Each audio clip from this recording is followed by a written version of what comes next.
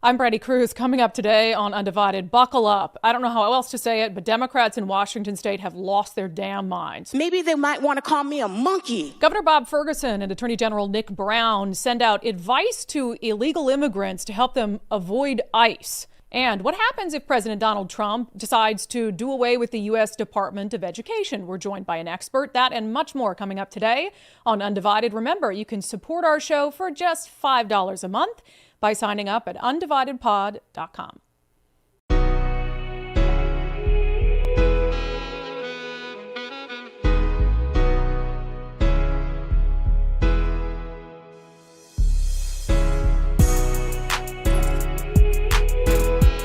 Ooh, good grief, folks. It's going to be one of those days. Hello, and welcome to Undivided. Thank you for being here. Thank you so much for your commitment to giving common sense a comeback. I mean, Democrats have lost their minds. I just really don't know how else to put that. There have been some insane stuff that's happened over the weekend in Olympia, and it defies even your worst expectations of what lawmakers in our state would be focused on right now. And, nationally, I feel like at least there's been some recognition from some Democrats that, hey, our party went way too far to the left. People didn't like it. Clearly, that's why Donald Trump got a second term. So maybe we need to lean into sort of moderacy to some extent. I mean, I know that not all Democrats have realized that, but I think there's at least been some recognition of that nationally. In Washington state, not at all. In Washington state, they're like, let's go further left than we've ever been before. New horizons. It's wild stuff. And on top of that, right, we have a $14 billion budget deficit. And we're more than halfway through the session. And Democrats in the legislature have shown no meaningful interest in trying to deal with that elephant in the room. And I don't know if they're just keeping busy pushing these really insane things because they want that to distract from the eventuality that they're going to push new taxes upon us. But it seems like these are things that they're just really supportive of, and they're emboldened by their massive majorities in Olympia. So they're going to use this opportunity to push through the most nutso things that they can push through in the craziest fashion they could possibly do it. So we have a few things that we need to discuss today. I have to start with the reparations thing. I'm sitting here going over this video this morning, and I'm just like, oh my God, I've never seen anything like this in 15 years happen on the floor in Olympia during debate. So we were the very first ones to report on the fact that Washington State 2 years ago passed something they called the Covenant Home Ownership Program, but it was just reparations. But because they packaged it in this little bow and called it the Covenant Home Ownership Program, the media didn't really catch on that this was just a reparations bill. And when it went into effect the first of last year, so I think it went into effect January 1st of 2024, that was when we reported on it because it had gone under the radar for me, frankly, in 2023, again, because it had been called that.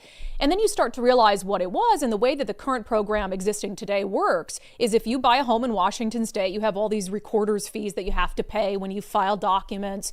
And so they added to those recorder's fees. And now, whether you know it or not, when you're buying a home in our state, you're paying into a reparations program. You have to pay hundreds of additional dollars to the recorder's office that goes into a fund where Black first-time home buyers can get loans for down payment assistance. And those loans are averaging $120,000. So home buyers of any color, I mean, you could be a legitimate descendant of a slave and you're still paying into this reparations program. All the costs associated. And they want to whine about, oh, buying a home is so expensive and all this stuff. And it is. But they made it even more expensive by sneaking in this little fee where you go buy a home and all of a sudden, oh my God, the recorder's fees are like $1,000. Yeah, that's because you're paying into a reparations fund. So this program has now been in the works for a year, and shock of the century, a lot of people are using it. Of course they would, because buying a home is expensive. And if you can get the state of Washington simply because of the pigmentation of your skin, without any sort of proof that you or your family were directly discriminated against, if you can get the state of Washington to give you a zero interest loan for like $120,000 so you can afford to buy a home, of course you're going to do that. So a lot of people are doing it, right? Well, when they first passed this, they hung their hats on, well, these are just loans. They'll have to repay the loan, so it's not a big deal. They're just zero interest loans. And eventually they're going to give that money back to the state of Washington. Well, now, of course, comes House Bill 1696. And what does it do? House Bill 1696 says it's not a loan anymore. Now it's just a freaking gift, right? Now it's just a gift of taxpayer funds. And all those loans we've been handing out that average $120,000 a loan, well, we're never going to have you pay them back. So think about that. Think if someone, those of us who don't come from wealthy families, who saved, who scratched, who worked overtime, who took 1, 2, 3 jobs to be able to achieve the dream of home ownership. Think of how hard it was for you.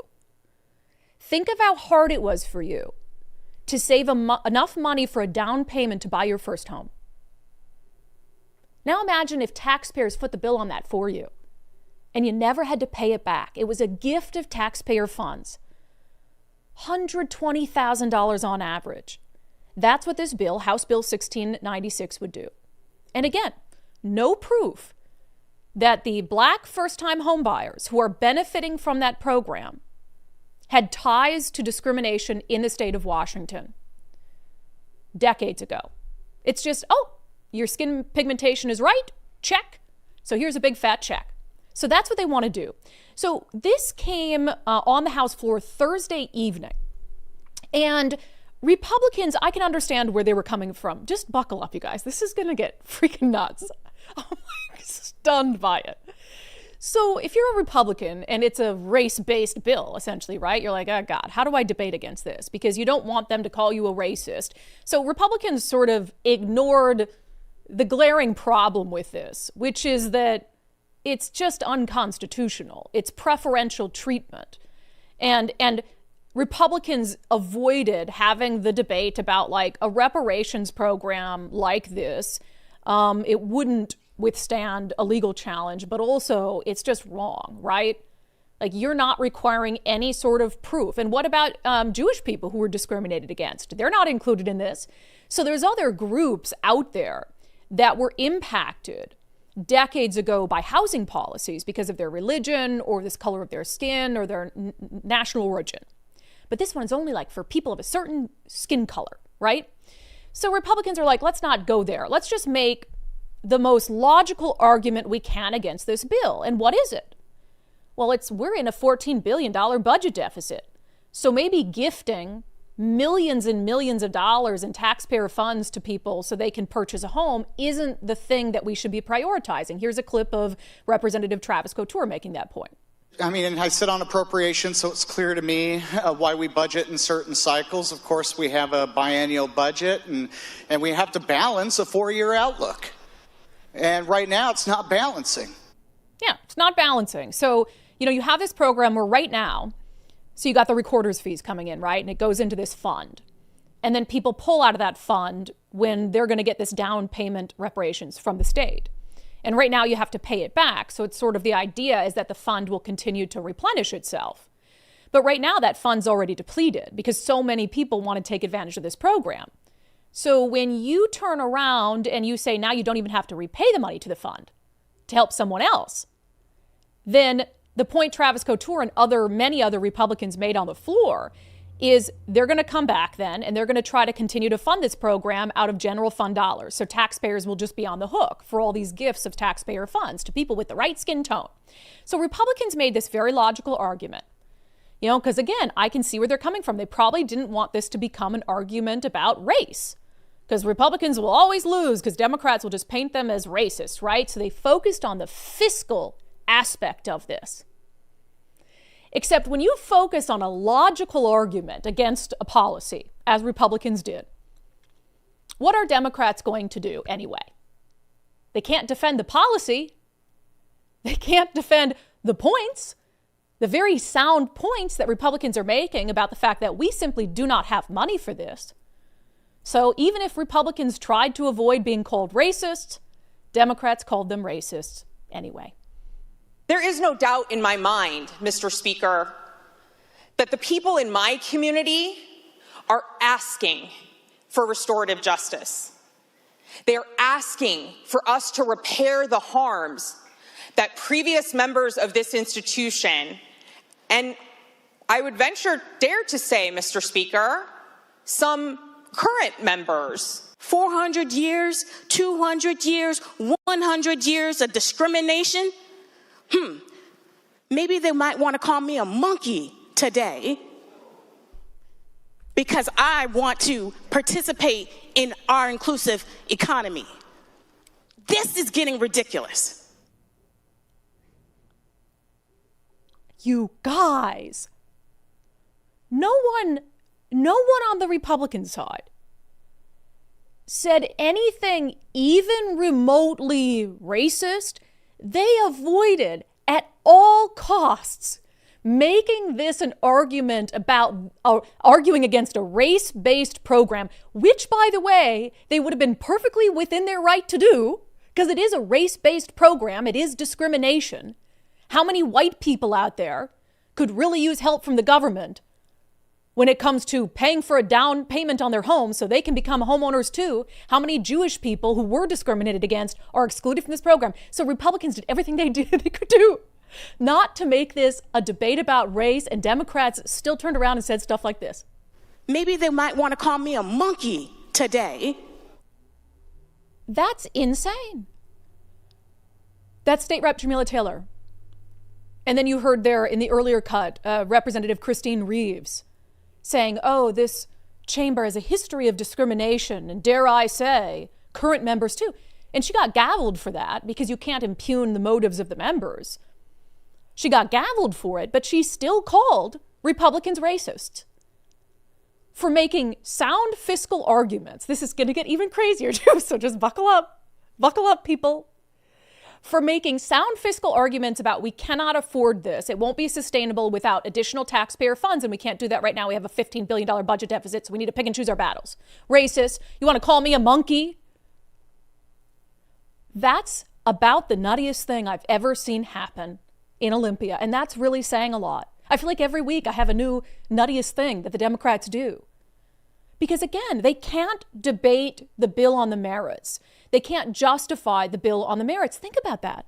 They want to gift people who have no clear ties to housing discrimination, who can't prove it because maybe there isn't any clear tie for them or their family for housing discrimination.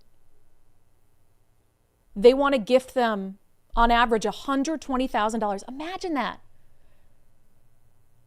Like, you've all been there, right? Trying to save for your first home. And how hard it is to save $120,000. And now if you're the right skin tone, if you have the right immutable characteristic, the state of Washington is going to cut you a check so you don't have to work and save and get by and pinch pennies. They're going to give you a check and you'll never have to pay it back. And for pointing out the absurdity of that in the middle of a budget crisis, not to mention the absurdity of it because it's just racist, Democrats turn around and accuse the Republicans of being racist because they can't justify the policy. That's shameful. It's disgusting, frankly. The monkey thing. You're going to call me a monkey? Oh, and you hear the gasp from the Republican side like, whoa, whoa, whoa. What are you talking about? As I said, it gets crazier. So, okay, Republicans start to realize, I don't even know, what world is this that we're living in? Is this make-believe? Is this like some sort of scary dream? Republicans start to realize Democrats are going to pass this thing. They're going to pass it. There's no fiscal argument we can make that's going to convince them otherwise. So they're introducing some amendments to try to improve it, right? And one by one, their amendments are just getting rejected. And then Representative Travis Couture has an amendment that seems very reasonable. And the amendment is that we are not going to give one of these massive gifts of funds to sex offenders. Here he is. We would put them under the covenant home ownership program and then after 5 years forgive their loan? That's wrong. gifting public funds, a handout from taxpayers directly to somebody who has committed the worst of the worst crimes. This amendment is well in order, and I urge the body to adopt it. That makes sense, right? Okay, you won't see reason on the other stuff, but let's just agree that if you're a registered sex offender, the taxpayers of the state of Washington are not going to pay your down payment on a home, right? Surely Democrats in the state aren't that crazy. Surely this is an amendment that they'll support, right? The Speaker's about to lock the roll call machine. The Speaker has locked the roll call machine. The clerk will take the record. Madam Speaker, there are 45 yeas, 51 nays, 2 excused. The amendment is not adopted. You guys. So now, and they passed the bill, by the way. So now if you're a black sex offender in the state of Washington, even if you're a level 1, deemed worst of the worst, high likelihood to reoffend, even if you raped a kid, you could be a child molester, but if your skin color is right, the taxpayers of the state of Washington will pay your down payment on a home for you. All in the name of equality. And if you dare question it, if you dare say, that seems a little ridiculous, well, you're a racist, and you might as well call the black lawmakers monkeys for suggesting as much. Can we fall any further into the abyss of insanity? Well, maybe, because right now I want to talk about pay for striking workers. So I went down to Olympia on Friday, and I was only going to stay in the morning. We don't have a show on Friday, so it was a good day to get down there. And then there were some bills coming up on the floor of the Senate and the floor of the House, and I thought, well, I'll stay to watch the debate on these. And one of them was Senate Bill 5041. We've discussed it on the show before. And this would provide pay for striking workers. It's something that Democrats tried to get passed last legislative session. They couldn't get it across the finish line because there were a few sane Democrats in the state Senate. Those Democrats are no longer in the state Senate, so now it's just chock full of absolutely insane people. So they want to provide unemployment benefits to workers who decide to go on strike. So as you know, our existing unemployment insurance program, so employers pay into it, and then if you're laid off, you lose your job through no fault of your own, you can access unemployment insurance. And so that's always been the idea, right? It's the reason why, like if you're fired for cause, you can't get unemployment benefits because you did something, you lost your job. That's not really our fault, right? So why should we have to prop you up and give you money? And so the same logic is here. If you decide to go on strike, you make that decision, and you're not getting paid as a result for X amount of time, why should we have to give you unemployment benefits? It makes no sense. Well, the reason Democrats want to do this is, of course, because they're in the pockets of the unions. The unions fund their political campaigns. The unions are the reason why we have such large Democratic majorities in Washington state. The unions are the reason these lawmakers keep their seats. And I'll tell you what, if the WEA or SEIU wanted one of these Democratic lawmakers out of their job, they'd be out of a job. That's how much power the unions in our state have. So this is going up for debate on the floor. And I'm thinking, okay, maybe cooler heads will prevail. This is just a really, really bad idea. It's very clearly about gifting public money to the unions. Like, it's very transparent, right? There's no other reason for it. And I was happy to see that at least one lawmaker called it out, Senator Ron Muzal. Article 8, Section 5 of our state constitutions forbids the gifting of public funds. This is pure and simply a gift by the legislature to supporters. Yeah, one of many gifts. We talked about on the show how they're trying to give the Washington Education Association $70 million to continue to run a teacher training program that so far only graduated 12 people. And that's a gift. That's a gift to the most powerful union in the state that supports all of their campaigns. And that's what this is as well. You know, all of these major unions have strike funds. So they get the union dues, they're collected, and then that way, if you go on strike, you're still getting some money from the strike fund. But above and beyond that, if you are to extend unemployment benefits to striking workers, you strip the only motivation they have to come to the bargaining table in good faith. It's the financial motivation, right? It's like, I can't afford to be on strike for that much longer. The strike funds are being depleted. Members are getting antsy. They can't afford to pay their bills. They can't feed their families. And so there is a motivation to compromise, to come to the table and get everyone back to work. But you take that out and you're giving them unemployment benefits. Why would they end their strike until they get exactly what they want?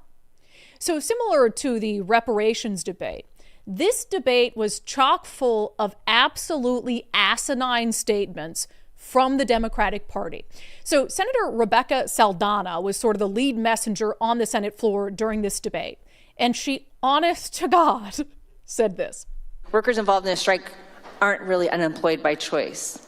They're temporarily out of work as part of a legally protected event aimed at improving their conditions. What?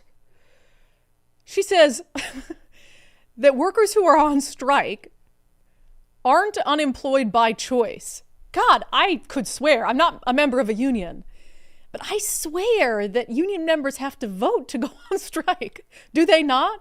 It was interesting when I watched that clip back, because I watched it on the floor, but I couldn't see her I was watching from a certain angle. So I went back and I watched that clip as you saw it on TVW. Pay close attention to the two Democratic senators sitting behind her, because even they know that's bullshit. Workers involved in a strike aren't really unemployed by choice. They're temporarily out of work as part of a legally protected event aimed at improving their conditions. They know it's absolutely nutty to say that workers don't go on strike by choice. They go on strike by the definition of choice. It's like democracy prevails, and they vote on it. So that was just crazy. She also made this, because I think one of the things that is going to happen, because they're going to pass this, the question is Bob Ferguson going to sign it? So what's going to happen is all the school districts will go on strike. You watch, July, August, into the school year in September. The teachers are going to go on strike. If we thought they went on strike too much already, which, by the way, under state law, they shouldn't even be going on strike, but they do anyway. Now they're getting unemployment benefits. The teachers are absolutely going to strike for this next school year if this goes through. And that was sort of one of the arguments that Republicans are making is, this is going to hurt kids. You're going to have more strikes, et cetera. And Senator Saldana also offered up this gem. There's no demonstrable impact that we have been able to find with data that shows any change on reading or math achievement, either in the year a strike is done or 5 years after a strike. Yeah, she honest to God says that, teachers striking doesn't hurt kids learning. We have no data that proves that. Yeah, but we have a brain, right? We have common sense. If kids aren't in the classroom, they're not learning anything. If teachers are on strike for an extended period of time, then kids are going to fall behind. And if they're not falling behind, that tells me you're not actually teaching them anything. And so why are they in the schools anyway? We don't need data to tell us that. It's just common sense. If kids aren't going to class, if they're not learning anything, if they're not going through their lessons, then yes, a teacher strike hurts the learning of kids. But she's just, of course, we have no data that shows that. It's insane. So she was just wowing me on the floor with the way her mind works. So again, I think Republicans realized pretty early on, we're not going to be able to stop this. So let's offer some amendments to try to fix some clear flaws in the bill, right? And one of them is the fact that in this bill, again, Senate Bill 5041, these striking workers who are going to be collecting unemployment benefits, they will not be required to prove that during that time they're collecting unemployment benefits, they're looking for work, which is, of course, weird because everyone else who collects unemployment benefits has to show the state to continue to collect those benefits that they are out there, that they're applying for jobs, that they're going to job interviews. So Senator Curtis King introduced an amendment to add some parity there. Under our unemployment, we have the unemployed individual has to be able and available and actively seeking suitable work. What this amendment would do is say that if you are a striking worker and you're getting paid unemployment, that you still have to meet that standard. Right? That sounds fair. Democrats rejected it. Think about that for a second, okay? Think about that. You get laid off from your job, no fault of your own. You worked hard, company went under, whatever it is. You get laid off from your job. So you're going to access the unemployment insurance fund, which is what it's there for, which is why your employer that laid you off had paid into it, so that you have a little bit of buffer, a little bit of a soft landing, lost your job through no fault of your own. I'm sure many of you have been there. So you start collecting unemployment benefits, and you have to collect those benefits, you have to be out there looking for work. You have to be out there going to job interviews. That's fair, right? So you don't have someone sitting back on the couch off the government teat saying, hey, I'm going to just milk these unemployment benefits for as long as I can. So you have to do that. But a striking worker who now gets those same benefits as you because they made a choice not to go to work, they don't have to do that. Does that seem fair? It's a slap in the face to workers. You know, Democrats claim, oh, we're the party of workers. No, they're the party of unions. They're the party of, by, for unions because unions keep them in office. They don't care about workers. They don't give two shits about workers. If not, they would feel the way that people with a brain feel, that this is deeply unfair to workers who work hard, who show up, who one day might lose their job through no fault of their own, and who, while collecting unemployment benefits, are out there actively looking for employment so they can get back to work. But if you're a teacher in a union, you can go on strike, you can collect money from your union's strike fund, and you can collect money from the taxpayers through unemployment insurance, and you can sit your happy ass at home as long as you'd like, screwing over kids, screwing over parents who have to pay for childcare, because there's no incentive in the world anymore for you to come to the bargaining table and get back to work. So let's do away with this lie that Democrats sell, that they are the party of workers. No, they're the party of whoever it is that will donate to their campaigns and keep them in office. And it's very clear. Now, I don't know if Bob Ferguson's going to veto this. I hope he does. I just don't see it. Again, because unions keep him in office too. Unions were the top contributors to his campaign for governor. You really think Bob Ferguson has the guts to veto this bill? So mark my word, it's going to pass. Ferguson's going to sign it.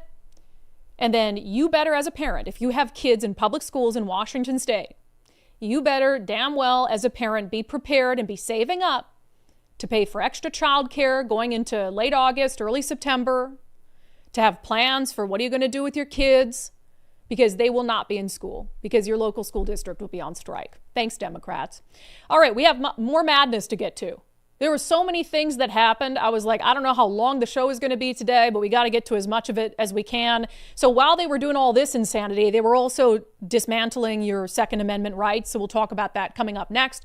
First, I've encouraged you guys to take the First Mark Challenge, firstmarkinsurance.com, firstmarkinsurance.com. Why?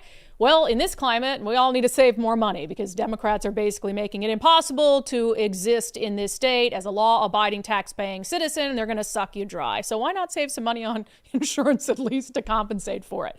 Firstmarkinsurance.com, firstmarkinsurance.com. What they do with the First Mark Challenge, it's actually pretty cool. You schedule a little time to talk to them on the phone, and they're going to go over your current insurance. They'll go talk to you about your insurance needs. And then they'll go out and they'll shop their market of carriers for you. And they'll figure out if you are paying what you should be paying for your insurance and if you have the right insurance to cover your needs. And then they'll come back to you with their recommendations. And they might recommend, hey, you should stay with the insurance that you have. You actually have pretty good insurance. I hear from Undivided viewers and listeners who say that's happened to them, where they were actually told like, hey, you're doing just fine. Or they'll come back and they'll say, hey, we can save you thousands of dollars. That's what happened with Eric. He says they saved him 30% on his auto policy and a whopping 70% on his homeowner's policy. He said, I'm not exaggerating. I now tell anyone I know who's dealing with changes to their insurance to give First Mark a call. I did, and I'm truly richer for it. So don't delay. Don't dawdle. Is that the word? Don't dawdle. Take the First Mark Challenge today. FirstMarkInsurance.com, FirstMarkInsurance.com. The very best part is they work for you. All right. So all the insanity happening in Olympia, and amid all that, in the wee hours of the morning, they decided to dismantle your Second Amendment rights. And there is a bunch of bills going on in Olympia that make it more difficult for law-abiding gun owners to exercise their Second Amendment rights. Well, we also simultaneously have bills like House Bill 1125, which lowers sentences for criminals who use guns. Figure that one out. So House Bill 1163, after a very long debate that was sort of cut in half because it went too late in the day, or early in the morning, shall I say, it has passed in the House. It is the permit to purchase. You got to have a permit to purchase a firearm. Who knew? I didn't know when our founding fathers drafted our Constitution and all the amendments that followed that we would have to have permits to exercise our constitutional rights. I think I'm in trouble then, Nicole. Hi, Nicole. I think I'm in trouble. Why? I don't have a permit. And right now I'm exercising my First Amendment right, sans permit. Do you think the government's going to come for me? Well, if you Probably. say or do the wrong thing that Probably. Democrats don't like. Only a matter of time. This is why I always say, so, and I will say I bought my first firearm recently because Mike kept getting on me. Like, you've got to, before it basically becomes too difficult or to obtain one, or too expensive, because now they're taxing all these things and adding taxes and stuff. You've got to buy a firearm. So I finally went and did it. And we went to, before I get to the reason why House Bill 1163 is unconstitutional, in case it's not clear. So we go to Cabela's. I think it was Cabela's. Bass Pro, thank you. I love how Nicole knows where I went anyway. That's not where we ended up buying the gun, but we first went there. We waited there for 3.5 hours. And it was because of all these regulations. Make it difficult. You have to go there. And this is my first time going through this. I mean, those of you who have guns are like, duh, Brandi, we've been going through that for a long time. Like, welcome to the struggle. You have to go there, and you first wait a long time because everybody's going through all the paperwork and stuff. So first of all, before you even go, I know this sounds like I'm preaching to the choir because, again, you guys probably know this. You have to take this dumb little course online that's like a firearm safety course. It's totally worthless. And this is because Democrats passed this law where you answer a few questions about, and you read a few like dumb stuff, like don't point the gun at someone when it's loaded. You know, only put your finger on the trigger when you're ready to pull it, right? I mean, good to know, but also like dumb stuff. And it's just another hoop you have to jump through. So you have to do that. You have to get your little piece of paper, you know, and then you bring it in, and we brought it in, and we were in the line. 3.5 hours later, we get called up to the counter. You have to show them, you know, your little thing and your ID, which is all fine. And so then we actually went somewhere else and bought a gun. But you pick out your gun, right? And I had to order mine online, got shipped to the store. So I went back this weekend on Friday when I was down in Olympia, stopped by the store. Then you fill out your paperwork. And then I have to find time to go back down there in 10 days or whatever it is to pick it back up. And it's just like, wait, you have to go back again? Yeah, you had to go back twice. So when I was there, right, the gun I wanted wasn't in stock, so I had to order it online. So I couldn't even start the process until the gun was in the store. So I had to go back, gun was in the store. And then I had to fill out that little background check form. And then they're like, okay, we'll tell you when your background clears. So it's just insane. So I'm starting to understand the real hoops that you have to jump through to exercise your Second Amendment right. And now a permit to purchase. So I'm clearly not a gun person, so I'm going to let the gun expert explain to people because I thought he posted a really good explanation. It was very simple. It's kind of similar to what I just said. Bill Kirk with Washington Gun Law posted a quick video explaining why House Bill 1163 is just very clearly unconstitutional. Okay, so how unconstitutional is House Bill 1163 that just passed out of the Washington State House of Representatives? You know, the permit to purchase a firearm? Well, here's the best way to explain it to you. Go ahead and write these words down on a piece of paper. Mandatory training at a cost to the user and a license from government before you can purchase a gun. Okay, then to really best explain it, you just go ahead and take the last 3 words out of it, purchase a gun, and drop in any other constitutional right, such as vote, go to church, get a lawyer. Ask yourself, how reasonable, how lawful, and how constitutional does that seem to you? Not very. So here's the other frustrating point here. And what I would say is, you know, there's been a lot of these gun laws that have been passed, and they end up getting caught up in the courts and stuff. And some of them are overturned. Some of them are not overturned. It depends on what kind of judge you get and what kind of court it goes in front of. But we're in the middle of, as you know, and as we've said over and over, a budget crisis, right? So how many millions of dollars is the state of Washington? And you could apply this to the reparations program as well, which if someone challenges it, it will be overturned because it's unconstitutional. So not only are we wasting money on all these crazy programs, right? Well, we should be balancing the budget, but we're pushing forward bills that are blatantly unconstitutional and that the state of Washington will have to spend millions and millions and millions of dollars defending in court. And this one's very clear. I mean, this one is no doubt going to get overturned. But the thing is they just don't care. So they want to make a point. So they're going to make that point despite the fact that it'll cost taxpayers of the state of Washington millions of dollars when they go to defend it in court. So it's just insane. We'll have to catch up with Bill Kirk at some point and have him on the show to update us on all of the gun bills that have been going through in Olympia.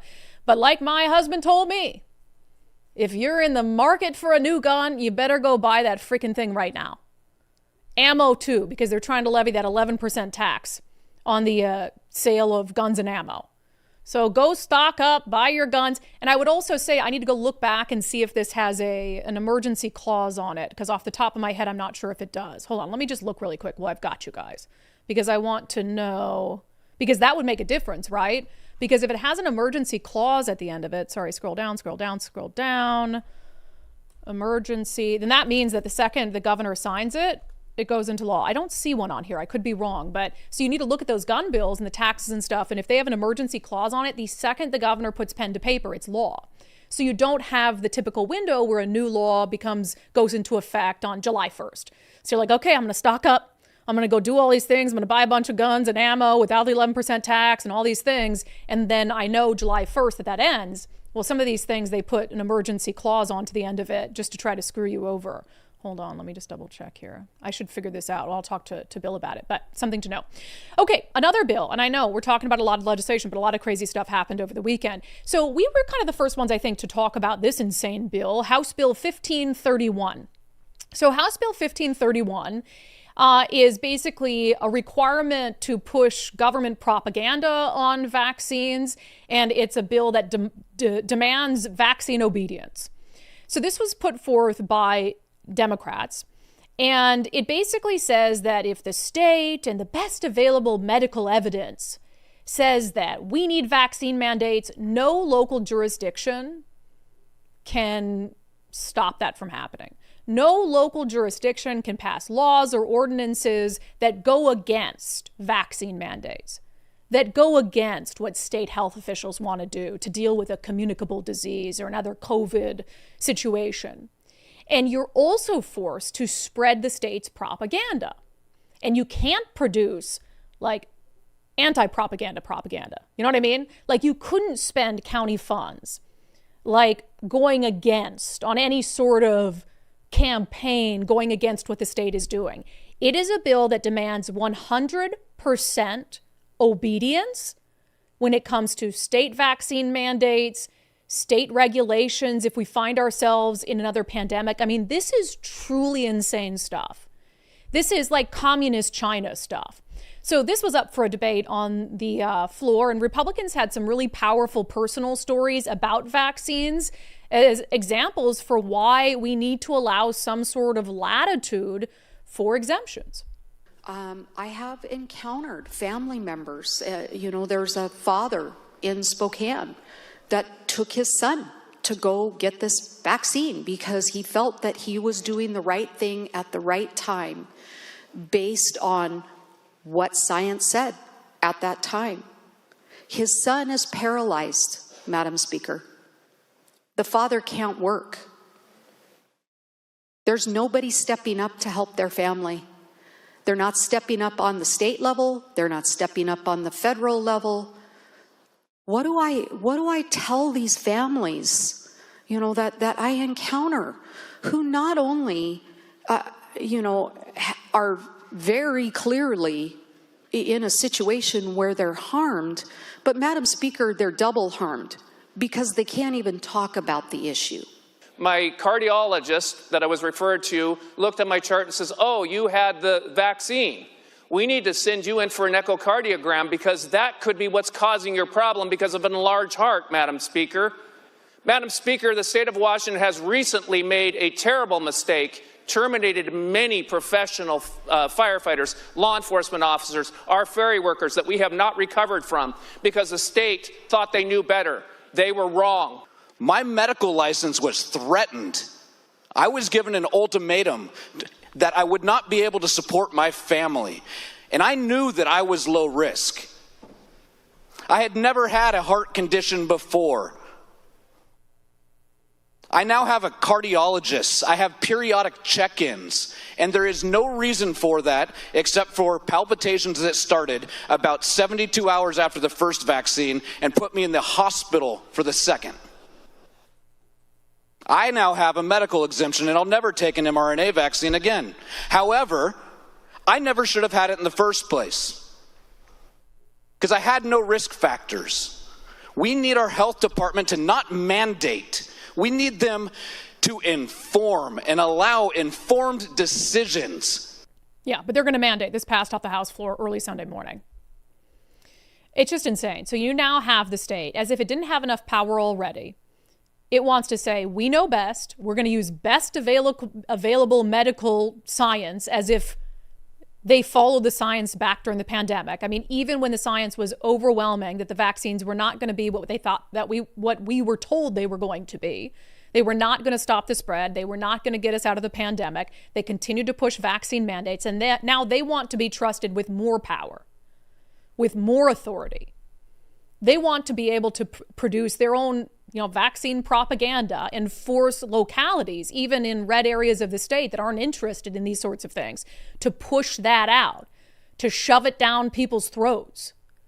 And if you don't think that this isn't paving the path for the next pandemic, there to be a more widespread, strict statewide vaccine mandate, I mean, I just can't help you with that. Jim Walsh, the chair of the Republican Party after this passed, he pushed it out and said there will be mass noncompliance. And I agree, and there should be. There should be mass noncompliance if this happens again. But now this law will give them more power to go after people who won't comply. It's dystopian stuff. So, I mean, it was a rager of a weekend for Democrats, an absolute extremism bender, drunk with power, drunk on their majorities, eager to go further and further to the left, dismantling constitutional rights at 3 a.m., giving handouts to their cronies and allies in the unions, to the people who fund their campaigns, saying you can go on strike as long as you want because the people of Washington will pay you while you do it. Pushing out gifts of $120,000 to people based on their skin pigmentation, and now demanding complete vaccine obedience across every county in the state. The most extreme policies in the entire nation, maybe even the world, are happening right here in our backyard. And they're being pushed by the Washington State Democratic Party and its representatives. It's insane stuff, guys. We got to get people to wake up. All right, coming up next, speaking of insane, I don't know, where is Tom Homan? Where is Donald Trump? Because we have the chief law enforcer of the state of Washington, the Attorney General, and the highest ranking official in the state of Washington, the governor, actively trying to help illegal immigrants avoid deportation. We'll have that coming up next in Unbelievable. First, I've talked to you guys a lot about the Eastside Weight Loss Clinic program. I ran into someone, a viewer who I won't throw her name out there, throw her under the bus, even though this is a great thing, who I saw again over the weekend, and she's lost 65 pounds. She lost 30 on Eastside, and then she's kept up the healthy routine, and she's down 65 pounds total. That's like a small human being. That's like losing a 7th grader. That's awesome. I was like, good for you. I've lost 40 pounds on the program, and I started my Eastside journey about 2.5 years ago now. And this is the only time I've ever gone on a program or a diet where I've been able to keep the weight off. And it just opens you up to, I think, a different way of thinking about food. You don't have to eat any weird prepackaged meals or shakes or take any drugs or injections or anything. It just honestly teaches you what to eat in the right portions. And to me, that's been the only kind of program that's ever worked because it fits with your life. You're just cooking real food. You're eating real food. You're not like having to do all these wild things that you're never going to keep up for your whole life. And so I've met so many Undivided viewers and listeners who've lost a lot of weight on the Eastside Weight Loss Clinic program. I lost 30 of those pounds in 2 months. So it can be life-changing in a really short period of time. But not every weight loss program is right for every person. So if you've been hearing about it, thinking about it, the first thing you need to do is schedule time for a free 15-minute consultation with Dr. Ryan Coogan and his team. He'll talk you through the program and you can decide, hey, is this something I want to invest in or not? EastsideWeightLossClinic.com, EastsideWeightLossClinic.com. Okay, even though every single segment that we've done on the show before could have been an unbelievable segment, let's dive into our actual unbelievable segment. We'll actually do 2 today, I think. Can we do 2? Yeah, it's one of those days. Time limits. I don't care about time limits. All right, so we know that Washington State is a sanctuary state, and there has been an insane amount of pushback to what President Donald Trump is doing hand in hand with ICE to get violent, criminal, illegal aliens out of our state and out of our country. And as we've said over and over on the show, I mean, every single day, ICE or Customs and Border Protection in Seattle and Washington State are putting out stories of illegal aliens they've arrested who committed crazy crimes. We should be celebrating. We should be dropping flowers at their front door. We should be giving them rounds of applause every day they leave on their shifts. We should be delivering baked goods to ICE. And, well, probably don't do that because then somebody's going to deliver them baked goods that are laced with something. So I'm going to take that back. We should be celebrating their hard work. And the state of Washington and the city of Seattle, police departments, sheriff's offices, they should be doing everything in their power to assist ICE in these efforts. We're talking about child rapists. Customs and Border Patrols with DEA the other day, they picked up a guy who stabbed 4 people. They picked up a guy who was wanted for murder in Guatemala. You guys, we don't have to say we support local police going around and being immigration agents and asking anyone with brown skin to show them their papers and check their deportation or check their immigration status. I don't even want that. That's stupid. We have more important things to be going after. But people who have repeatedly come back in this country, who've committed violent crimes here, who've preyed on children, who've committed acts of domestic violence, who've assaulted law enforcement, who've killed law enforcement, because that has happened. Why are we not doing everything we can to help them? Well, it's because we're a sanctuary state and laws forbid it. Our law forbids it. You're forbidden. So state patrol can't help. Forbidden. In the progressive cities that have become sanctuary cities, police can't help. Forbidden. Jails in the counties can't help. Forbidden. So ICE is out there doing this difficult, dangerous work that we should all be applauding them for, completely on their own and completely blind, because they can't get the help of local law enforcement. It's ridiculous. It's absolutely insane. And you know who is trying to make those jobs more difficult and more dangerous? The state's chief law enforcer and the governor. So Attorney General Nick Brown and former Attorney General and Governor Bob Ferguson are both pushing out this advice to illegal aliens in case they encounter an immigration officer. So Nick Brown, and they're the same, but we'll just show you both of them. So know your rights, civil immigration enforcement in Washington. And I know that they're going to couch this and say, well, everybody has constitutional rights, and we're just informing people what their constitutional rights are, like you have the right to be silent. You can ask if you're free to leave. You have a right to it. It says you can say you'd like to consult with an attorney.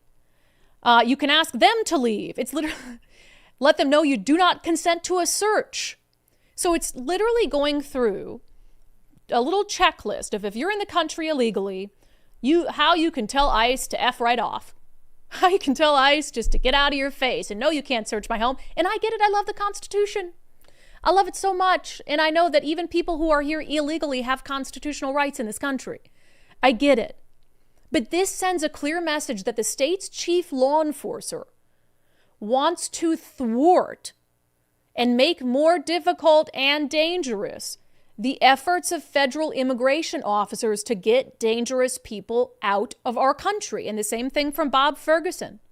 Know your rights. And he's got a picture on there of him shaking hands with someone holding a sign in Spanish. He's a man of the people, regardless of immigration status. So he has, again, it's just like a checklist. If an immigration officer approaches, you have the right to remain silent. You can ask them to leave. You can ask to see their court order or a warrant signed by a judge. blah, blah, blah. If you're arrested, detained, or taken into custody, it talks about your rights. And then he says, what we're doing in Washington, and it lays out what they're trying to do. All public schools, courthouses, and public health care facilities must have policies for limiting immigration enforcement to the fullest extent legally possible to ensure these resources remain safe and accessible. So that's what he's just saying it right there, that we're trying to limit immigration enforcement to the fullest extent legally possible. And look, he's trying to couch it in, yeah, we're doing what we legally can do. But again, that does not mean that you're not making it more difficult for President Donald Trump to carry out lawful deportation efforts.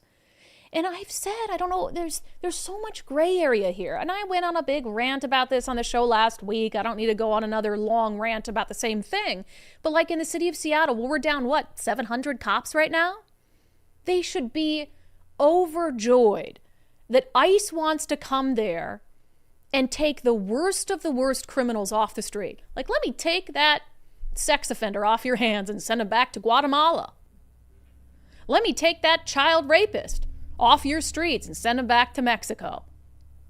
Should Seattle not be celebrating that at a time when they don't have the law enforcement numbers to do that? And they want to all act like, well, we're not interfering. We're just not going to help them. That's totally different. No, it's the same thing. Not helping them is interfering. And again, if they were asking SPD to stop every brown person and ask them for their papers, I would be out there protesting that. There's just no need for it. They don't have the numbers to do that. But that's not what they're doing. These are clear, targeted enforcement efforts against violent people that every single law-abiding citizen in our state should want off the streets. You're out there doing what you can, in the words of Bob Ferguson, to limit immigration enforcement to the fullest extent legally possible when they're trying to round up child rapists and killers, people who resist arrest, people who've committed 1, 2, 3, 4 DUIs, people who've been deported from the country and keep coming back, people who are slinging fentanyl on the streets. You know how many of these arrests from ICE and DEA and Border Patrol have been individuals who have convictions in our state for the distribution of fentanyl, the deadliest drug on our streets today that has killed people at record rates, including innocent children who come into contact with it? And those are the people who you're trying to limit immigration enforcement to the fullest extent legally possible against? You lost your damn mind. So Donald Trump, to the extent possible, needs to hold Tom Homan. First of all, we need you to double, triple down. Send us your best and brightest ICE agents on the streets. All those of us with sanity will throw them a ticker-tape day parade. What is it called?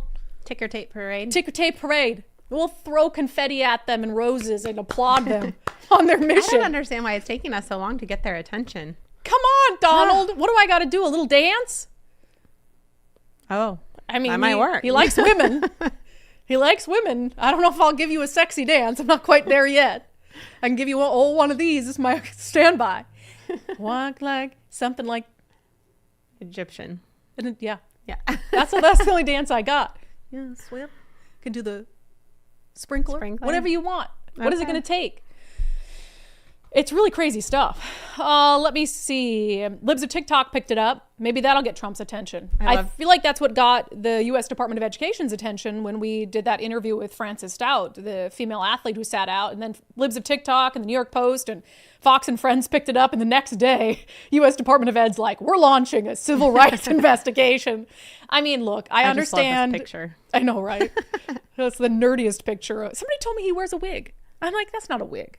I think it's just he doesn't get a haircut as often as you just a would little probably high up make on his your head there. 12-year-old. Yeah, if that were a wig, I gotta have a conversation with him because you can get better wigs. I think it's like it looks very similar to the one you wore for Halloween. It does, which is still in my trunk, and I feel weird every time I see it. I'm like, I've just got a hairpiece back here. Right? What is it? I saw a lot of people comparing that photo to Bill Gates because they look very similar. Yeah. And like, what's in the water up there? Yeah, it's not good. So Libs of TikTok has paid attention, and I get it. I understand that President Trump's not watching Undivided 5 days a week, but he should be. So we need your attention. All right, let's give him a double dose of unbelievable today. I'm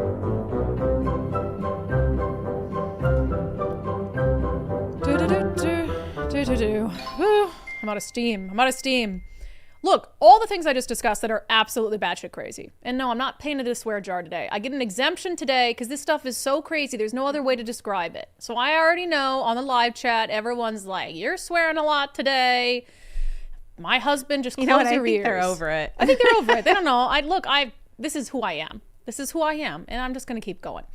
So all of that stuff that I talked about, right?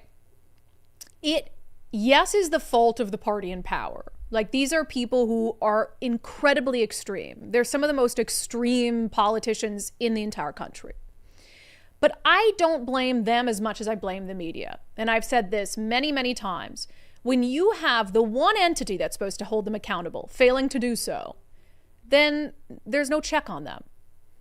And it becomes this sort of like what is it? The positive feedback loop, right? Where it's like, they're Echo not chamber. hearing. Yeah, but it's like this feedback loop of, oh, the media says it's great. The media is not calling us out for it, so we must be doing the right thing. We got to keep doing it, right? So I really blame the media for it. And I think case in point is the constitutional amendment. We broke the news of this on the show last week. And this is as extreme as it gets. So now 28 Senate Democrats have signed on to this. There's only 30 of them. So virtually the entire Senate Democratic caucus has signed on to Senate Joint Resolution 8204, which is a constitutional amendment. And I'll just read it again, as I discussed on the show. It says, the state shall not deny or interfere with an individual's reproductive freedom decisions, which includes the individual's fundamental right to choose to have an abortion, the individual's fundamental right to choose to use contraception, the individual's fundamental right to choose to use assisted reproductive technology, and the individual's fundamental right to be free from discrimination on the basis of the individual's pregnancy outcome. Nor shall the state deny or interfere with an individual's gender-affirming care decisions. Okay? So they put forth this constitutional amendment, which, look, it needs a 2/3 vote in the House and Senate. As large as their majorities are, they don't have it. I'm not 100% sure what their strategy is here. Part of me thinks that they're putting this forth so Republicans have to vote against it, so they can come out and say, Republicans are transphobes and Republicans hate women. So I guess maybe they're doing it for that reason. But as I said, we need to turn the script on them. Because what they've shown through this constitutional amendment is that every single one of those Democratic senators support abortions up to birth, gender surgery at any age, and no laws mandating parental consent or notice. So that amendment says more about them than it'll ever say about Republicans. So I put this forth, and I was the first one to put that messaging out there, that, hey, let's flip the script. With this amendment, you're saying you want no restrictions on abortions whatsoever. So that means you can have an abortion up to the point of birth. You want kids as young as 8 years old to be able to cut their breasts off or their penises off because they want to be a different gender because they've been indoctrinated in Washington public schools and their parents don't even have to be told about it. And I got, oh my gosh. So this goes out there. And I'll just say, look, I don't expect everyone to automatically understand how a constitutional amendment works, or to understand automatically the argument I'm making, that their constitutional amendment actually does these very extreme things. So in a Facebook post that I put up about this, there were all sorts of people just down my throat. The amendment doesn't say that. Point to me where in the amendment it says abortions up to birth and da-da-da-da-da. And so I took time to respond because, again, like, I get it. I took time to respond. And what I said to them on social media is the same thing I told you guys on the show when we broke this story, is that the language in there makes it very clear that these are, according to the constitutional amendment, fundamental rights, and that the government, shall not deny or interfere with them. The wording is very simple. It's very plain. The government, the state, shall not deny or interfere with these fundamental rights. So right there, because there's no other specificity involved, it renders every single law on our books that in any way denies or interferes with those fundamental rights unconstitutional. If this constitutional amendment passed, our current laws, which only protect abortion which ban abortion after the point of fetal viability, it would become unconstitutional. The laws that require for surgical interventions for youth, you have to have parental consent. It would automatically be unconstitutional. Now, it would have to be challenged, so it would take a lawsuit, but the very first lawsuit of someone, and it would take, all of 5 seconds for a progressive group, for Planned Parenthood to sue over our abortion laws that then would be in conflict with our state constitution, and they'd win in court. So that's the way this works. The constitutional amendment says the state shall not deny or interfere and calls these fundamental rights. Therefore, any existing law on the book that limits, restricts, denies, interferes with those fundamental rights is null and void, unconstitutional on its face. And I'm not here to debate anyone about that. That's just true. That's how these things work. The constitutional amendment supersedes anything in state law. You know, people on social media want to have a debate with me about it. Like, look, I Googled it. Here's what Google said. That's great. Google's wrong then. I'm sorry. I'm right in this instance. I'm not having a debate with anyone about it because that is exactly what would happen.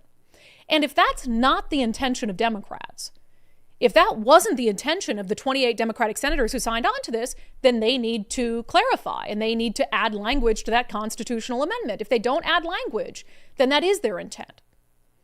So again, I'm not arguing about it. That's just the truth. It's not something that's open to debate or interpretation. It just is what it is. So I see this headline come into my inbox. It was published by McClatchy, so it ended up in a few newspapers, unfortunately. This is from the Olympian. It's they have a reoccurring thing called Reality Check. Okay, so this makes it in their Reality Check. The headline, are WA Dems trying to adjust the state constitution to allow, quote, abortions up to birth? And that's my line. I was the first one to put that out, that this allows abortions up to birth, because it does. So here's the first few paragraphs of this story. It says reproductive freedom and gender-affirming care would be enshrined in the state constitution under a proposed Democrat-backed amendment that's dividing lawmakers along party lines. Republicans have lodged fierce objections to Senate Joint Resolution 8204, alleging that the suggested amendment would effectively allow abortions up to birth and gender surgeries for kids at any age. Again, those are my lines. This is literally a piece of journalism. Here's what it says. That's not the case, says the resolution's prime sponsor. State Senator Vedana Slaughter, a Bellevue Democrat, said SJR 8204 just adds what's already in state law into the Washington Constitution. Quote, I do think it's important as a healthcare professional that it be the right information that people get. And that deeply concerns me that that is not accurate. So this journalist, and there's nothing really else to the article. They quote a couple Republican senators saying, hey, I disagree. But nowhere in this article that's dubbed a reality check do a reality check on the claim made by the amendment's key sponsor, the Democratic state senator. They just literally extend their platform to her to say, well, that's not true, when it is true. It's 100% true. There's really no wiggle room. At the very least, these news outlet could have said, here is the argument being made, that this constitutional amendment would supersede existing state law and would, at the very least, set up a legal challenge to all of those state laws that regulate things like abortions, that regulate things like reproductive care. Instead, they just let the Democratic sponsors say, that's not true. And they expect us all to carry on with our day. And then they throw in a quote from Republicans just to sort of even it out, right? So what happens when a news outlet does that? When they, again, because they're publishing this in Reality Check. So to me, they're saying they're doing a fact check on my claim, right? Are Dems really trying to adjust the state constitution to allow abortions up to birth? Reality check. That's not the case, says the bill's prime sponsor. Yeah, you got to do a little more digging than that. Of course, the prime sponsor is going to say that's not true. So you have this media outlet, hard air quotes, and they just say, oh, it's good enough to just let the prime sponsor say that, and then we'll throw in a quote from Republicans. Well, what's going to happen when a reader reads that? What's going to happen? Most readers are going to say, well, Democrat said this and a Republican said this, so I'm going to believe the person who I'm aligned with. So Democrats read that article and came away with, oh, they're not trying to protect abortions up to birth. Republicans probably read that article and came up with, they probably are trying to get abortions up to birth because the Republican said so. And then the news, journalism outlet washes its hands of the situation and said, we did a reality check on this. You didn't do shit. You just gave the prime sponsor of the constitutional amendment your platform to claim that it's a lie when it's not a lie. No other, I mean, for the love of God, find a constitutional scholar if you don't believe me. Find a legal expert and have them explain the situation. It's actually not a very hard legal concept to understand. I'm not an attorney. It's not a hard argument to understand because they don't list any sort of restrictions or allow any language that gives a little wiggle room to have restrictions. They simply say the state shall not deny or interfere with these fundamental rights. What does that mean? Well, that means that the state shall not deny or interfere with these fundamental rights.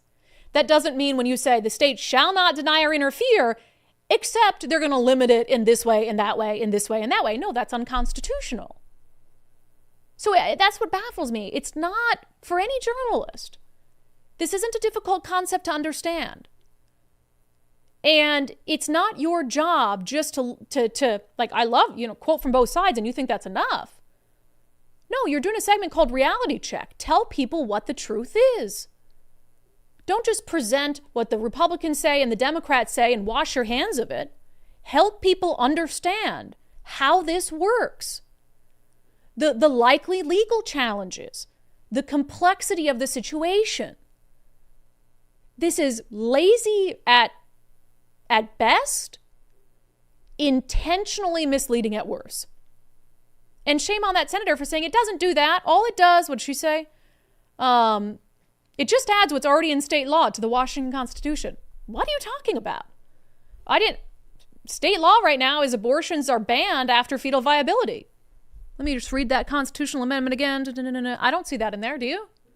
State law right now is you have to have parental consent for surgical interventions for gender affirming care. I don't see that in there, do you? So how can you literally let her just say in this article, it just adds what's already in state law to the Washington Constitution? It doesn't at all. And if that is the argument, I might say, if that's really all this does, it just adds what's already in state law to the Constitution, then you're telling me it's unnecessary. You're telling me it's redundant. If it's already state law, why would you need to go through all this effort to add it to the state constitution? Because you're a liar. You're a liar, and the media lets you do it. So I believe this with every fiber of my being, and I'm not just saying it because I run a new media company and an independent show. Until legacy media is completely demolished and rebuilt, this state will not change. They are to blame more than the politicians for the state of things and for the extreme policies that continue to be pushed despite the outcomes that we've seen from those policies, because they don't hold them accountable. And they are the only entity out there that can truly hold them accountable in a way that would be significant. I mean, we can all do what we're doing. You can share things. You can talk to friends and family, and that's helpful. But the legacy media still has a vast audience, and they're reaching the people who need to hear this stuff the most. They're reaching the passive news consumer. The people who turn on the TV for 10 minutes, who read the paper a couple times a week, and they leave believing what's told to them on TV, believing what they read in the newspaper. And so right now, the media in the state is just an extension of the Democratic Party, and they have no interest in critical thought. They have no interest in curiosity, and they have no interest in helping you or I understand the truth. So until the legacy media is demolished, nothing in this state will change. All right, we'll get to some national news, a little bit of a local tie coming up next. I know it's going to be a long show. I know, but it's Monday. I missed you guys over the weekend anyway.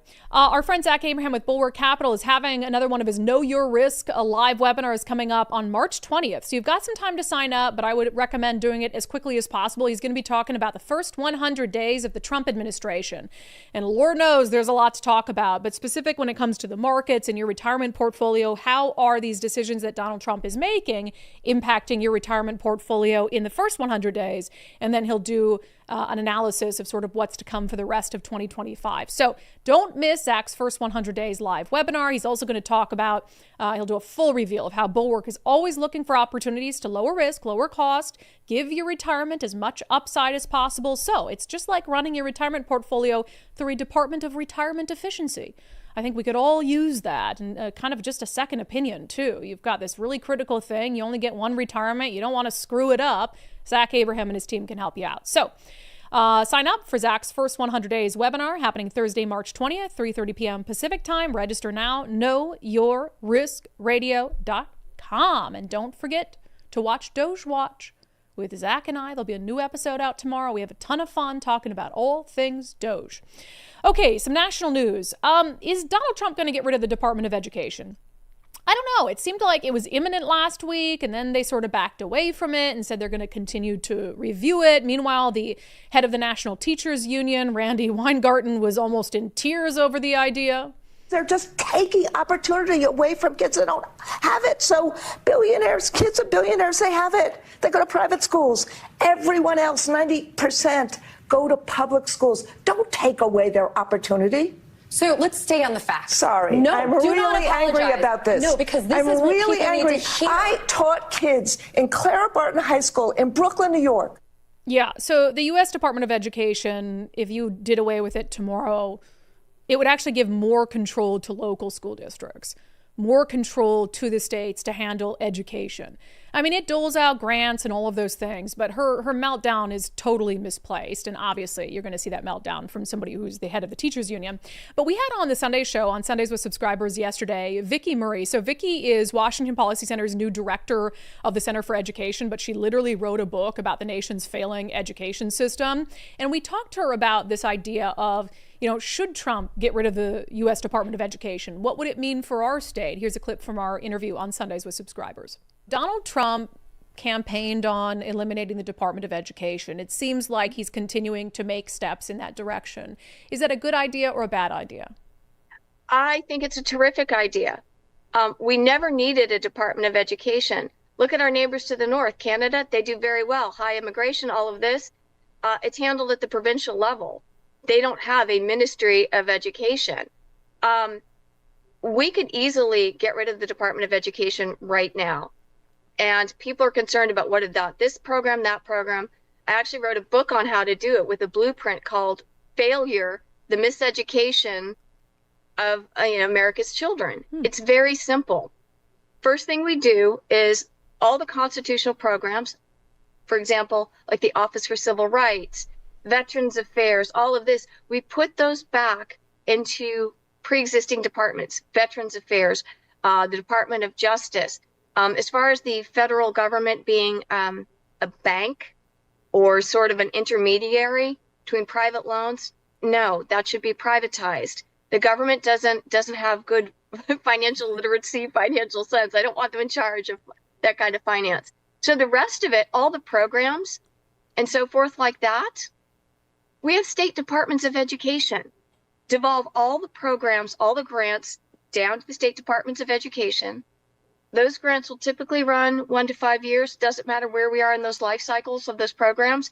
Once they're nearing the end of their life cycle, put it before the voters, because it's going to be a tax. Vote for a tax, up or down. Then you're done. And we do have a president whose background is perfectly suited to sell the property in DC, make a pretty penny, and return that money to the taxpayers. What we're seeing in the news now that people are concerned about, and as a researcher, I'm concerned about too, the Institute for Education Sciences, the National Center for Education Statistics, the statistics gathering. Yep. We could put that in census.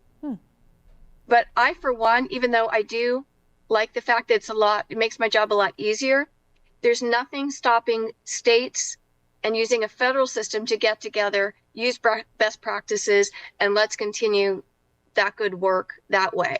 But it would be less susceptible to politicization.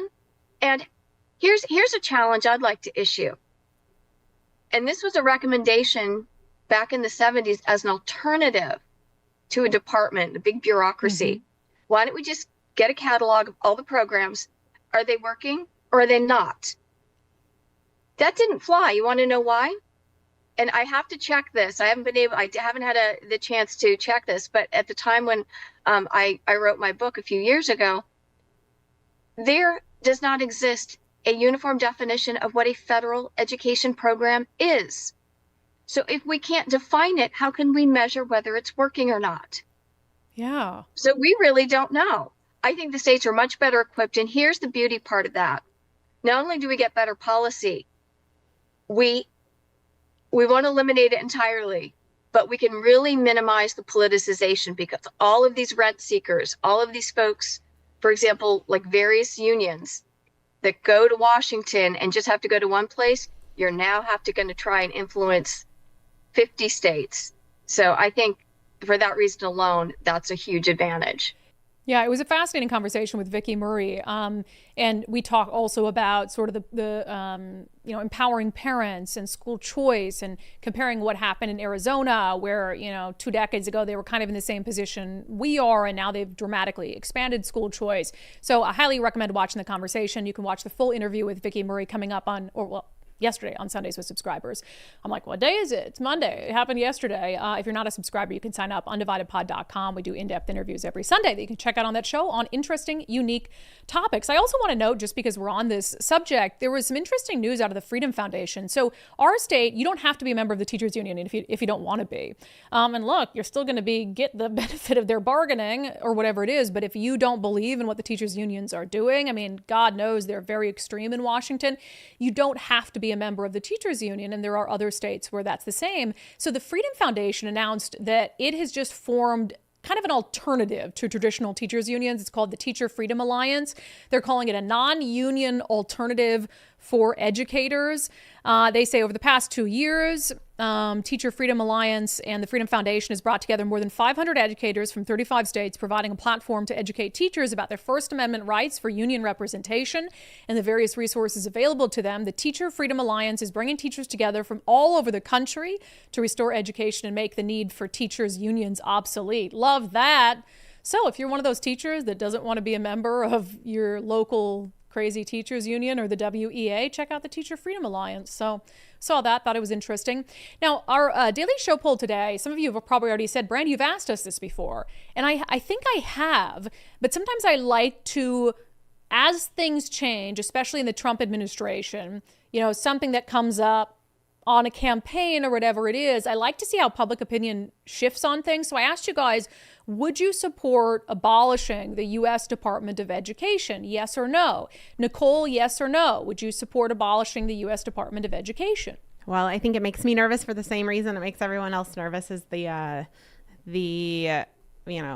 school system here in Washington and not being held accountable by the nation, I guess. But after listening to Vicki's explanation, it makes sense that it's kind of a waste and we just need to get a grip around here. Yeah, I'll say I was kind of unsure until I listened to Vicki. Mm-hmm. Now, one of the things that would be true is, how Donald Trump is holding, and Vicki and I talked about this on Sundays with Subscribers, he's holding federal funding over the head of Washington schools. If he gets rid of the U.S. Department of Education, that stick goes away. You can't hold the federal funding over their heads if the U.S. Department of Education no longer exists. So that's one of the interesting elements. But she said, look, they shouldn't have had that power anyway. So that was interesting. It might explain his delays. But yeah, maybe that's why he's delaying, because right now he's he told the governor of Maine that either you stop this boys and girls spaces or you're not getting any money. Well, if you get rid of ed, then you can't tell them that. The threat doesn't work. So let's go over to locals for comments today. Todd Welch, the layers of education bureaucracy should be eliminated. If Congress wants to provide a level of education funding to the states, then they can do so in block grants, which allows the states to better use that funding for local use. We have already elected a state superintendent of instruction and local school board officials, so any elimination of others is positive. Bill Biz says, I haven't heard from Bill Biz in a while. Mm-hmm. The U.S. Department of Education is simply a biased propaganda tool, policy SB controlled at the local level. Weisscastle, yes, I agree with your guest. Keep control and funds as local as possible. Whatever Trump wants to do by cutting off funds, a Democrat president can undo with the same threats. Yeah, it's a good point. I also was sort of worried about God, though. Do I want to give, and I think this is what you were alluding to, Nicole, do I want to give more power to Washington State with schools? Because things are nutty here and our schools are not doing well. Dr. Sarah says, Brandi, it needed to be abolished yesterday. I'm realizing it's a propaganda arm used by leftists to indoctrinate our kids. For the sake of maintaining the sanctity of the family unit and a civilized society, it needs to go. And I think that's underscored by what Randi Weingarten said in that almost tearful thing. If the head of the union, if the head of the National Teachers Union is so opposed to it that she's close to tears, chances are it's a good thing, right? Chances are it's a very good thing. Whatever the head of the teachers union cries about, will do the opposite, right? Greg, I think this department is used by leftists to undermine American society, undermine parents, and give money to leftist groups like the Washington Education Association. Amen. Okay, we had another national story, but I'm going to couch it for tomorrow because we're already 20 minutes late and we still got stuff to do. If you're thinking about selling your home this year, reach out to our friend Wes Jones at sellwithwes.com. Look, check out a few real estate agents. Ask them what they have to offer you, okay? What is the quote? Ask not what your real estate agent can do for you. That's what you can do for your real estate agent, but reverse it, okay? But reverse it. I don't know. I tried to make it interesting and unique. Nicole's giving me a look like, just move on. Sellwithwes.com, sellwithwes.com. What I'm trying to say is compare a few real estate agents. Look and ask, hey, what can you do for me that other real estate agents can't do? And Wes is going to give you a whole list of things, starting with his Listing Boost concierge service, which is just really cool. He can help you upfront manage projects if you need to make some cosmetic upgrades to your home. And then you wouldn't even have to pay for those projects until closing. So if you're worried about coming out of pocket a bunch of money and that just adds stress to the situation, have no fear. Wes can help you with that. And Wes also says that right now, so March and May, these are going to be top months of the year to list a home, and there's low inventory, but there's not low buyer demand. And so this is actually a really good time to list your home because there's that pent up demand and they're just jumping on good homes that hit the market. So sellwithwes.com, sellwithwes.com, a better way to sell your home. All right, we'll do some other comments in here. Barron, new WA state motto, don't like it, sue us. That should be it. That's good. Don't like it, sue us. I mean, they know they're going to get sued over this stuff. They don't care. Old Sub Sailor, $10 super chat. Washington state is so lost, I have to wonder if it will find its way back to common sense. The Dems can say and do whatever they want in Olympia with no repercussions. How sad. I think if you could effectively message to enough people that the state is giving Black first-time homebuyers $120,000 apiece toward a down payment, there are a lot of young people in particular who have had to work and save and struggle to buy their first home. I think they would find that deeply, deeply unfair, even progressive. So there's some things that just has to be messaged right by the right people to enough people to sink in. $20 super chat from someone without a name. They have a name. Are the Democrats trying to force the common sense people to move out of Washington state? I saw a lot of that this weekend, especially from the 2A crowd. That's from H, by the way. Oh, from H. Hello. Thank you, H. I saw a lot of that from the 2A crowd. Like, it's time for me to leave. And I don't want to see that. I don't want people to leave the state. That makes me sad. CP, we need more representatives with common sense, but as someone with common sense, I think I would explode in anger at every single session. Could never do that. I mean, even just sitting there for a little while, like, trying to, it's wild. Appreciate decorum, like, I can't laugh out loud at some of this stuff, but I really wanted to. There's a couple legislators that text us in the middle of the night because I don't blame them. What else are you going to do? You're sitting there helpless as this nonsense is being spouted in the middle of the night. Yeah. Just wild. It's crazy. Let's see. Greg, truly wish that people in our government had one thing you rarely see anymore, integrity. I agree. The whole monkey thing. What are you talking about? It's trying to shut up the other side. Like, it's just like, oh, can't go there because I threw this in there. Yeah. So it's just my nose itches. It's becoming ridiculous it's been ridiculous, but it's not working anymore because people are so they're so used to it now. Right. This tactic that they think it's going to just shut up the other side, it doesn't work anymore because it's not true and it's not. And you have to not care. And I don't think anybody cared. They're like, are you kidding me? And you heard Republicans like, whoa, man. It's not going to stop them from pushing back. But I think you're right. Is they're just used to like, oh, you're racist. And then people just sort of, okay, I'm sorry, my bad. Whatever you want. Let's see. Rick, unemployment striking pay. One of those senators in the background was Drew Hansen. He laughed because he's a lawyer and knows exactly how untrue the statement was. Wasn't it funny, though, to watch their faces? They're like, oh, geez. But I think they both still voted for it. I believe it was all the Democrats. I don't know if any dissented. I have to double check, but I was there. But I thought it was all the Democrats. So if I'm mistaken, I apologize, but I'm pretty sure it was along party lines. On the vax bill, just nuts propaganda, dystopian, communist China stuff. Joanne Moore, they can shove those vaccines where the sun don't shine. Cold day in hell when they ever try to give me those vaccines.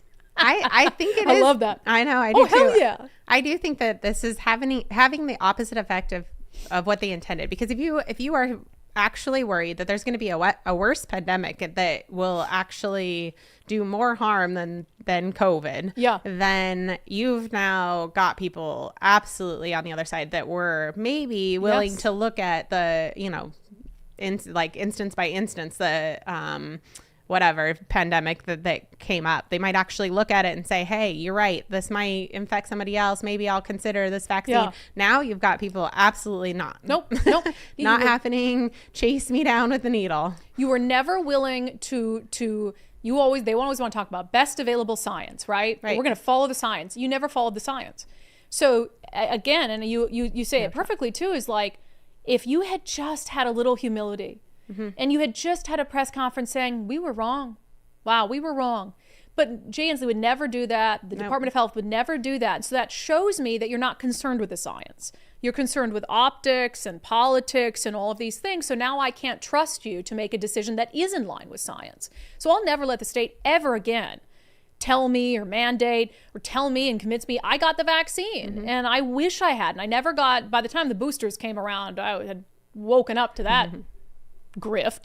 But I mean, that's like, that's forever. I can never take that back. And I blame myself more than anyone. And those stories that we played today, they're powerful stories. There are people that were really injured. Right. I mean, I know people, there are people that were very injured from the vaccine, and you can't just absolutely ignore those experiences. So it's just ridiculous. I like Joanne though. I could shove those vaccines where the I know. sun don't shine. It's a Great. cold day in hell when they ever give me those vaccines. Huckleberry G on guns. 3D printers will start trending. Yeah. Rick and Vicky and the criminals will follow these laws. Funny. Yeah, no. It's comical. They're simultaneously reducing punishments and restrictions for criminals. So it's nuts. I mean, if you actually care about gun crime and stopping shootings, why are you supporting bills like 1125 and 1178?